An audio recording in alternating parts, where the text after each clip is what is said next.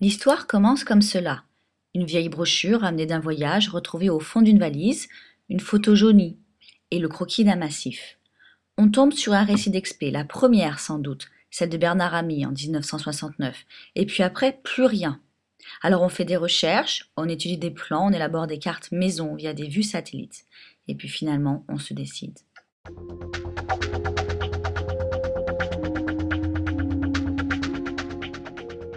Bon, et ben c'est parti. C'est ce qu'a fait Bernard Ami à l'époque, hein. Ils sont partis en voiture. Ah oui, c'est vrai. Ouais. C'est l'aventure. Hein. Voilà. Ça y est.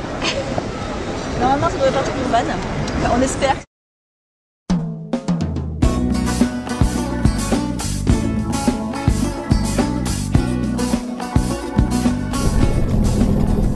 Tout le monde dort dans le bus.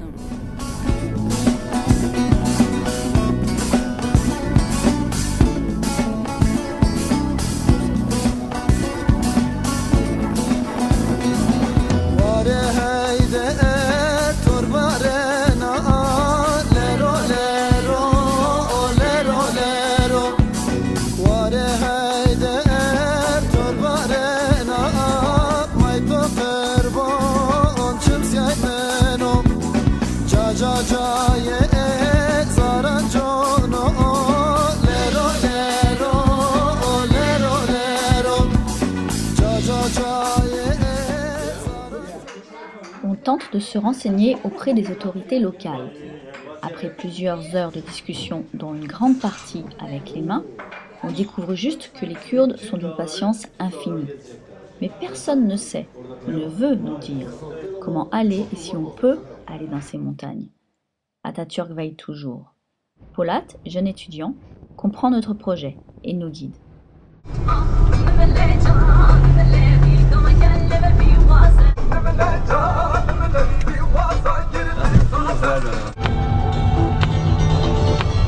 On arrive à Mergan, là. Mergan, c'est juste derrière.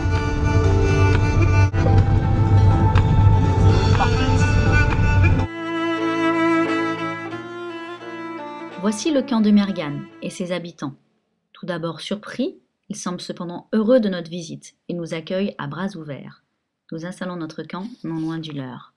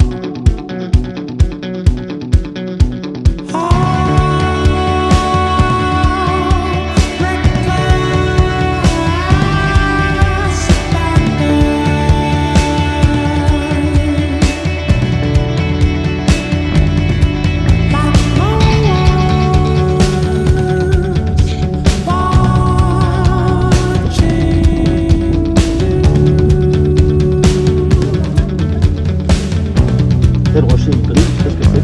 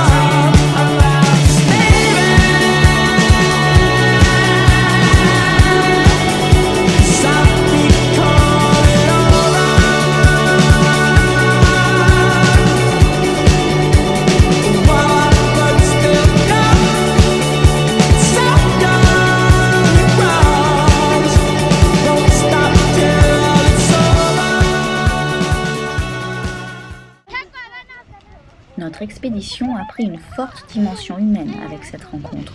Ce fut une expérience inoubliable, une leçon de tolérance. Mais avant de poursuivre, quelques chiffres pour se situer. La population kurde, c'est 25 à 30 millions de personnes, dont 15 millions en Turquie, principalement dans le sud-est du pays. Les Kurdes de Mergan nous ont fait partager leur quotidien. Vivant de l'exploitation de leurs troupeaux, leurs journées sont rythmées par les 2 traites quotidiennes. Sur ces images, vous pouvez d'ailleurs observer une drôle de Kurde. La traite, c'est toute une organisation.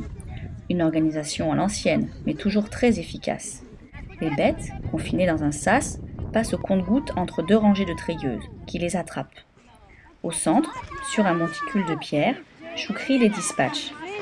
Avec le lait, ils fabriquent du paneer, leur fromage frais aux herbes, et du yaourt. Ils exploitent également la laine. Cela donne lieu à une fête au milieu de l'été, la fête de la tonte. Lors de cette fête, on tond les bêtes bien sûr, même si on a généralement pris de l'avance la semaine précédente. C'est surtout l'occasion de réunir famille et amis autour d'un méchoui. Tandis que les hommes revêtissent leurs plus belles chemises, les femmes arborent des robes brodées et des châles incrustés de strass. Et bien évidemment, on chante et on danse.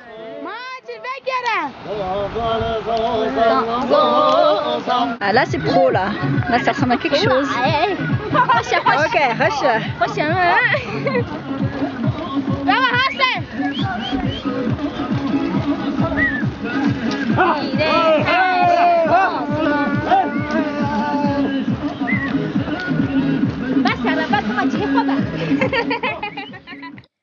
À notre tour de leur donner un peu de ce que nous sommes.